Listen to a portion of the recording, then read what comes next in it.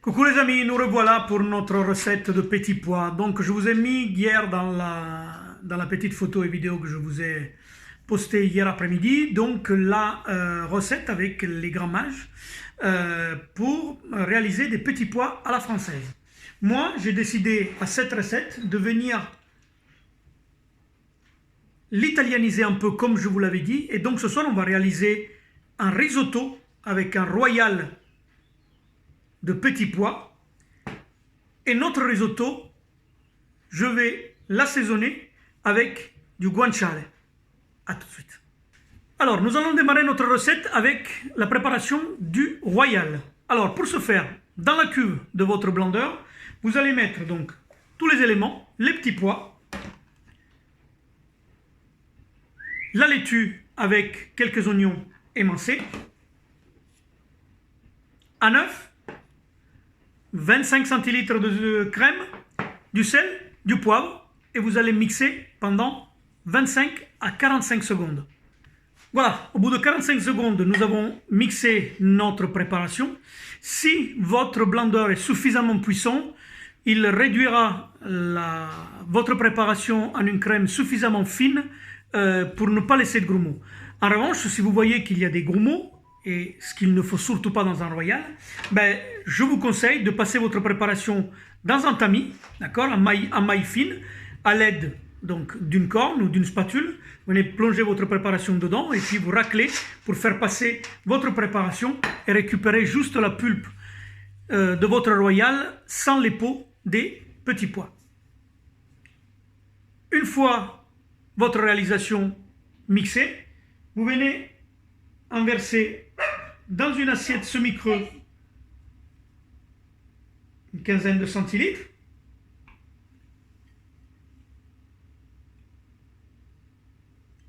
Vous allez l'étaler dans votre assiette de manière à avoir un demi-centimètre de royal au fond de votre assiette. Cette assiette, on va le mettre au four à cuire à 120 degrés pendant 25 minutes. Et voici votre royal est cuit. On va, pour éviter qu'il dessèche davantage, le lustrer avec un filet d'huile d'olive. Et vous allez, à l'aide d'un pinceau, venir badigeonner avec l'huile d'olive l'intégralité de votre royal. Et voilà, on va pouvoir commencer à cuire notre risotto. Alors, dans votre casserole à bord haut, vous allez faire fondre une noisette de beurre et venir y déposer le guanciale avec les oignons émincés. Pas trop de matière grasse parce que le guanciale est une charcuterie qui est très très grasse et il va relâcher encore du gras pendant la cuisson. Donc une noisette de beurre pour 4 personnes, ça suffit largement. On en rajoutera après, à la fin de la cuisson, pour lier. Là, on fait revenir les oignons et le guanciale pendant 2 minutes. Voilà, notre guanciale est translucide, nos oignons, elles sont bien revenus. Et là, on va plonger notre riz. Grosso modo, il faut compter 70 à 80 grammes par personne, ça dépend de votre gourmandise et de votre appétit. Et là, on fait une opération qui s'appelle perler, faire perler le riz. C'est-à-dire qu'on va le rendre comme pour le guanciale translucide. Cela va prendre 2 minutes à peu près. Et on viendra déglacer ensuite avec le vin et le bouillon de volaille.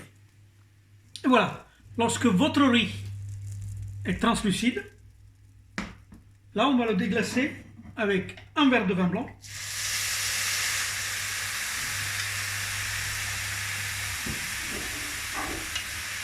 Environ 15 centilitres. On laisse s'évaporer le vin blanc. Et à partir de maintenant, à chaque fois que vous viendrez toucher le riz, il va falloir le faire de manière très délicate pendant tout le reste de la cuisson. Car sinon, vous risquerez de casser les graines de riz. L'amidon qui est contenu à l'intérieur va tomber au fond de la casserole.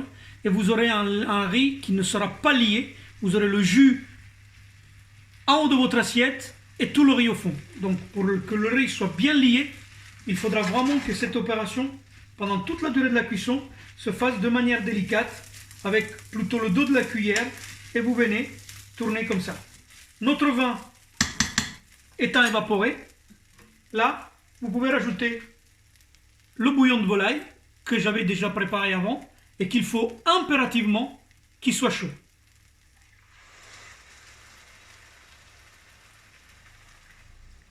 Deux bonnes louches, même ouais, presque trois, disons-nous, qui viennent couvrir à peine votre riz.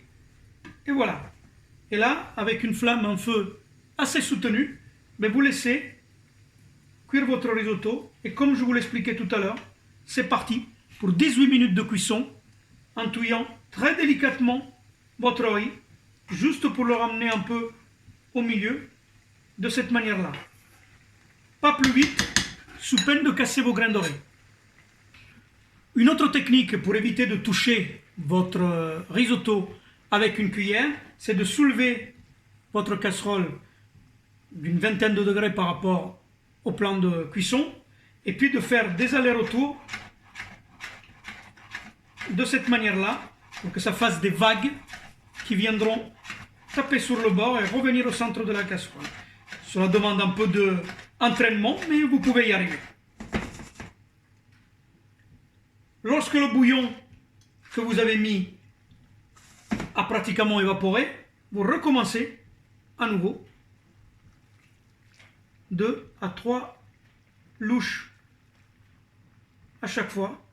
Voilà, pour venir bien couvrir votre risotto. Le bouillon toujours bien chaud. Voilà. Soit cette opération comme je vous l'ai montré, soit avec le dos de votre cuillère, très délicatement, vous venez juste tourner un tour pour bien mélanger et répartir le bouillon et vous laissez réduire tranquillement en le touchant le moins possible.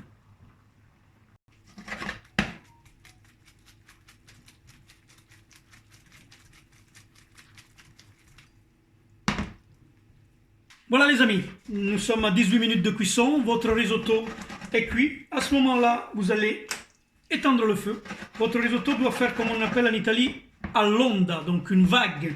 D'accord? À ce moment-là, vous allez venir le lier avec votre beurre. Et moi, pour le lier, à la place du parmesan, j'ai choisi du pecorino parce qu'il se marie très très bien avec le guanciale que nous avons mis dedans. Voilà. Et à ce moment-là, vous venez le lier, toujours délicatement.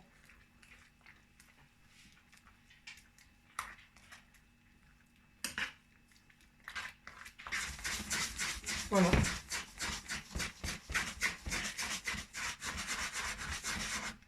Toujours délicatement avec votre cuillère ou si vous êtes à l'aise avec la technique dont je vous ai montré tout à l'heure.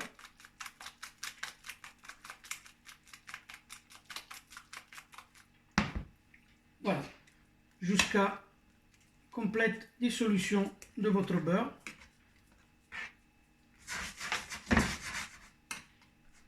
Et voici.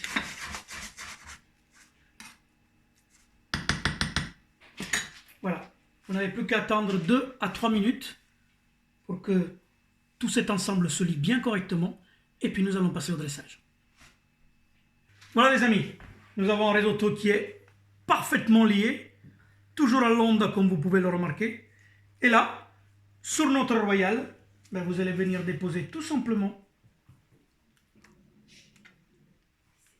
2 cuillères de risotto.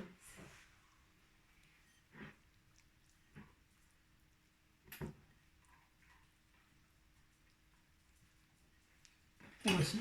Moi je m'étais préparé avec les petits pois, j'en ai gardé quelques-uns que j'ai pris le soin d'écosser.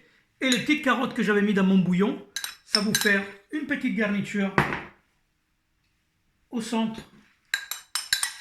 de votre risotto.